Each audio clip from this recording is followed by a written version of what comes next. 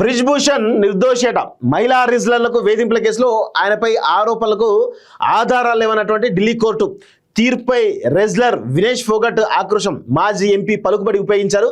ప్రభుత్వం యంత్రాంగం వ్యవస్థ మొత్తం కూడా ఆయన రక్షణకు పూనుకున్నాయి. తీర్పుపై అప్పీల్కి వెళ్తామంటూ ఫోగట్ చెప్తా ఉంది. సో ఓపెన్గా అంటే ఆ అమ్మాయిలందరూ కలిసి ఢిల్లీ వేదికగా చాలా పెద్ద పోరాటం చేస్తే ఆ పోరాటానికి ఆధారాలు లేవని చెప్పేసి కూడా ఈరోజు ఆ కేసులో ఎవరైతే ఈ బ్రిజేష్ పటేల్ సంబంధించినటువంటి ఆయన నిర్దోషిగా తేల్చడం జరిగింది. ఇది నిజంగా ఒక భరతమాతకు జరిగినటువంటి అవమానంగా చెప్పొచ్చు. మన భరతమాతకు జరిగినటువంటి బీజేపీ ఎవరైతే ఇప్పుడు రెజ్లింగ్ సమాఖ్య మాజీ అధ్యక్షుడు బీజేపీ మాజీ ఎంపీ బ్రిజ్భూషణ్ శరణ్ సింగ్ పై 6 మహిళా రెజ్లు చేసిన లైంగిక వేధింపులు ఏదైతే ఉందో లిటరల్గా భరతమాతకు జరిగినటువంటి అవమానంగా మనందరం కూడా చూడాలి. వినేష్ ఫోగట్తో పాటు 6 రెజ్లర్లు ఢిల్లీలో నడివీధుల్లో ఎంత దారుణంగా పోరాటం, చాలా పెద్ద ఎత్తున పోరాటం చేశారు. వాళ్ళ పోరాటం నిజంగా భరతమాత ఈరోజు ఢిల్లీ వేదికగా ఈరోజు తనకు జరిగినటువంటి లైంగిక వేధింపుల విషయంలో గొంతెత్తి అరిస్తే నిలదీస్తే కూడా కనీసం భారతీయ జనతా పార్టీ యొక్క ప్రభుత్వం ఒక్క చలనం కూడా రాలేదు. భారతీయ జనతా పార్టీ ప్రభుత్వంలో అంటే ఎంత దారుణంగా ఉందో అర్థం చేసుకోండి. వాళ్ళందరూ కూడా భరతమాత ముద్దు బిడ్డలు కదా, మన భరతమాతను వాళ్ళలో చూసుకోవట్లేదా? ఈరోజు వాళ్ళకి జరిగినటువంటి ఈ వేధింపులు ఎత్తునే మన భరతమాత మీద జరిగినట్టే కదా. ఎందుకు కనీసం ఆయన పైన చర్యలు తీసుకోలేదు? మళ్ళీ చివరికి చర్యలు తీసుకోకపోగా ఎలాంటి ఆధారాలు లేవని చెప్పేసి ఆయనను నిర్దోషిగా తేల్చి ఈరోజు సమాజం ముందు చూపిస్తున్నారు కదా. ఎంత దారుణం ఇది! ఒకసారి ఆలోచించండి. ఇక చూడండి, ఆమె అమ్మ ఏమంటుంది ఒకసారి చాలా స్పష్టంగా చూడండి. తామంతా రోడ్డెక్కి పాలక పార్టీకి చెందినటువంటి శక్తిమంతులైనటువంటి నాయకుడిపై ఎఫ్ఐఆర్ నమోదు చేయించేందుకు ఎంతో ధైర్యం కూడగట్టుకోవాల్సి వచ్చిందని వినేష్ ఫోగట్ చెప్పారు. కేసు నుంచి పేర్లు ఉపసంహరించుకోవాలంటూ పలువురు బాలికలను బ్రిజ్భూషణ్ బెదిరించారని ఆరోపించారు.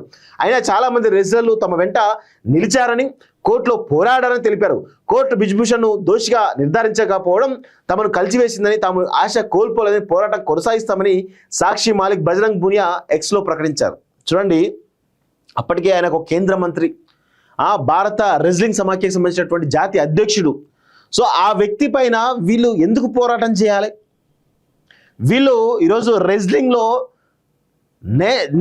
అంతర్జాతీయ స్థాయిలో మెడల్స్ కొట్టి మన భారతదేశం యొక్క పతాకాన్ని ప్రపంచంలో రెపరెపలాడించాలని చెప్పేసి ఒక ఉద్దేశంతో వాళ్ళు అంతలా కష్టపడుతుంటే వాళ్ళపై లైంగిక వేధింపులు జరిగినప్పుడు ఒక ప్రభుత్వంలో కీలకంగా ఉన్నటువంటి వ్యక్తి లైంగిక వేధింపు చేసిన ఆరోపణలు వస్తున్నాయంటే అందులో ఎంతో కొంతమేర నిజాలు దాగి ఉంటాయి అనేది కూడా అర్థం చేసుకోవాలి కదా. ఎందుకు ఒక కేంద్ర మంత్రి పైన పోరాటం చేయాలని ఎందుకు అనుకుంటారు వీళ్ళు రెజ్లర్లు?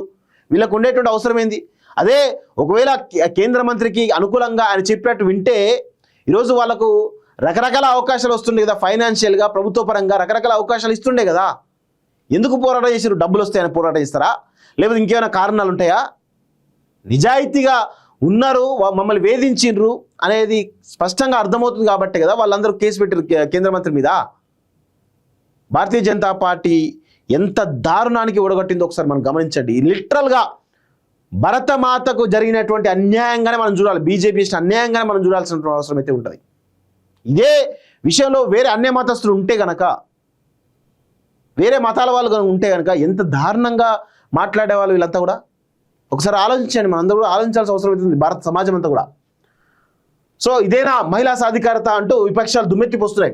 యువత మహిళా సాధికారత కట్టుబడి ఉన్నామని బీజేపీ తెగ చెప్పుకుంటుందని, మహిళా రెజ్లర్ను లైంగికంగా వేధించినటువంటి కేసులో బ్రిజ్భూషణ్ను కోర్టు విముక్తి చేయడమే అది చెప్పే సాధికారత అని విపక్షాలు మండిపడ్డాయి. మేము యువతతో ఉన్నామని ఒక పక్క చెబుతారు, మహిళా సాధికారత మహిళా రిజర్వేషన్ గురించి మాట్లాడతారు, మరోవైపు ఇలాంటివి చేస్తారని కాంగ్రెస్ సీనియర్ నేత ప్రియాంక గాంధీ చాలా స్పష్టంగా తిట్టారు. ఇంకొక వైపు శశి తరూర్ కూడా చాలా స్పష్టంగా చెప్పడం జరిగింది. సో ఇది 100% వీళ్ళకు అండగా ఉండాల్సినటువంటి అవసరం అయితే ఉంది. దేశం అంతా కూడా ఈ భరతమాతలు ఎవరైతే ఉన్నారో వాళ్ళకు మన అందరం కూడా అండగా ఉండాలి, వాళ్ళకు మనోధైర్యం ఇవ్వాల్సిన అవసరం అయితే ఉంది. ఎందుకంటే వాళ్ళు ఢీకొట్టింది కేంద్ర ప్రభుత్వంతో, ఆషమాషి విషయం కాదు, అందరూ గమనించాలి ఇక్కడ. సో మాజీ అధ్యక్షుడు బీజేపీ మాజీ ఎంపీ బ్రిజ్భూషణ్ శరణ్ సింగ్ పై 6 మహిళా రిజల్ట్ చేసినటువంటి లైంగిక వేధింపుల ఆరోపణల నుంచి న్యాయస్థానం ఆయనకు విముక్తి కల్పించింది. ఆరోపణలకు ఆధారాలు లేవని ఆయన్ను కోర్టు నిర్దోషిగా పేర్కొంటూ ఢిల్లీ అదనపు chief judicial magistrate Ashwini Panwar సోమవారం తీర్పు వెలువరించారు. సమైక్య మాజీ సహాయ కార్యదర్శి వినోద్ తోమర్ కూడా నిర్దోషిగా ప్రకటించారు. ఆరోపణలు చేసినటువంటి రిజల్ట్లో ఒకరైనటువంటి వినేష్ ఫోగట్ ఈ తీర్పుపై ఆక్రోశం వెలిబుచ్చారు. బ్రిజ్భూషణ్ తన పలుకుబడిని రాజకీయ శక్తిని ప్రయోగించారని, ప్రభుత్వం యంత్రాంగ వ్యవస్థ మొత్తం కూడా ఆయనకు ఆది నుంచి రక్షణగా నిలబడ్డాయని ధ్వజమెత్తారు. 100% కదా. సో ఆరోపణలు వచ్చినప్పుడు ఎవరైనా సరే ఆరోపణలు వస్తే ఒక నైతిక బాధ్యత వహించి ఫస్ట్ ఆయన పదవి నుంచి తప్పిస్తారు. కానీ ఇక్కడ ఏం జరిగింది తెలుసా, భారతీయ జనతా పార్టీకి సంబంధించినటువంటి ఆ ప్రభుత్వం బ్రిజ్భూషణ్కు అండగా నిలిచింది అంటే 100% అధికార యంత్రాంగం వ్యవస్థలు అన్నీ కూడా మేనేజ్ అయిపోయినాయని చెప్పి చాలా స్పష్టంగా అప్పుడే తెలిసింది కదా. సో ఈ కేసు ముందు పోతానికి ఎవరు అనుకోలే. కానీ తీర్పు గురించి ఈరోజు వచ్చిన తర్వాత ఏమైంది, ప్రజలందరూ కూడా అర్థమవుతుంది కదా ఏం జరుగుతుంది ఏంది అనేది. సో కోర్టు నిర్ణయంపై పైకోర్టులో అప్పీల్ చేయాల్సిందిగా తమ న్యాయవాదులను కోరినట్లు తెలిపారు. 6 సార్లు ఎంపీగా పనిచేసిన బ్రిజ్భూషణ్ ఈ తీర్పుపై హర్షం ప్రకటించారు. తాను నిర్దోషినని మొదటి నుంచి చెబుతూ వస్తున్నానని, కోర్టు గౌరవపూర్వకంగా తనను తోమర్ను విడుదల చేసిందని వ్యాఖ్యానించారు. ఆరోపణలు రుజువైతే తానే ఉరివేసుకుంటాం కూడా చెప్పారు. మహిళా రెజ్లర్లను నాటి WFI అధ్యక్షుడు బ్రిజ్భూషణ్ లైంగిక వేధిస్తున్నారంటూ వరల్డ్ ఛాంపియన్షిప్స్ పతాక గ్రహీత అయినటువంటి ఫోగట్ ఆమె అనుచరులు 2023లో చేసినటువంటి ఆరోపణలతో దేశం ఉలిక్కిపడింది. ఆమెతో పాటు సహా రెజ్లర్లు సాక్షి మాలిక్, బజరంగ్ పునియా తదితరులు ఏడాది ఏప్రిల్ మే నెలలో ఢిల్లీ జంతర్ మంతర్ వద్ద 36 రోజులు ధర్నా చేశారు. ఓ మైనర్ సహా 7 రెజ్లర్ల వినతిని సుప్రీంకోర్టు పరిగణలోకి తీసుకోకపోవడంతో ఢిల్లీ పోలీసులు బ్రిజ్భూషణ్పై 2 ఎఫ్ఐఆర్లు నమోదు చేశారు. వారిపై అభియోగాలను కోర్టు 2024 మేలో పరిగణలోకి తీసుకొని విచారణ చేపట్టింది. 2 ఏళ్లకు పైగా ఇన్ కెమెరా ప్రొసీడింగ్ నిర్వహించింది. ఈ ఏడాది జూన్లో వాదనలు ముగిశాయి. న్యాయాధికారి సోమవారం తీర్పు వెలువరించారు. 6గురిలో ఓ రెజ్లర్ చేసిన ఫిర్యాదుకు తగు ఆధారాలు లేవని కోర్టు బ్రిజ్భూషణ్ అప్పట్లోనే విముక్తి కల్పించింది. మైనర్ రెజ్లర్ ఫిర్యాదుపై విడిగా మరో కేసు పెట్టిన పోలీస్ దర్యాప్తు తర్వాత దాన్ని మూసివేశారు. కాగా రెజ్లర్ల ఆరోపణలకు సాక్ష్యాధారాలు లేవని, సాక్షుల వాంగ్మూలాల్లోనూ స్థిరత్వం లేదని న్యాయాధికారి పేర్కొన్నట్లు నిందితుల తరపు న్యాయవాది చాలా స్పష్టంగా చెప్పడం జరిగింది. సో వాస్తవంగా న్యాయ వ్యవస్థ కూడా ఈరోజు న్యాయ వ్యవస్థ పైన కూడా నమ్మకం కోల్పోయినటువంటి సందర్భం కనబడతా ఉంది. 100% కదా. ఈ దేశానికి సంబంధించినటువంటి చీఫ్ జస్టిస్ ఆఫ్ ఇండియా ఎవరైతే ఉన్నారో కృష్ణకాంత్, ఆయన కూడా ఏ విధమైనటువంటి కామెంట్ చేస్తున్నాం అందరం కూడా చూస్తున్నాం కదా. సూర్యకాంత్ ఆయన కూడా ఏ విధంగా కామెంట్ చేస్తున్నాం అని చూస్తున్నాం కదా.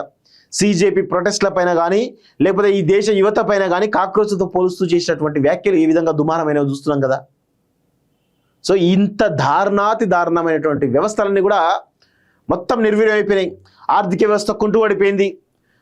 మొత్తం దేశం మొత్తం కూడా ఇక ఆర్థిక వ్యవస్థలో కుంగిపోయి వ్యవస్థలన్నీ కూడా నిర్వీర్యం అయిపోయి ఉన్నది. దేశం కరువు కాటకాల్లోకి నెట్టివేయబడేటువంటి పరిస్థితి కనబడతా ఉంది.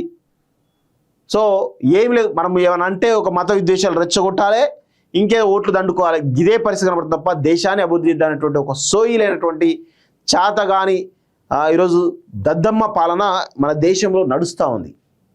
ఇది అందరూ కూడా గమనించాలి.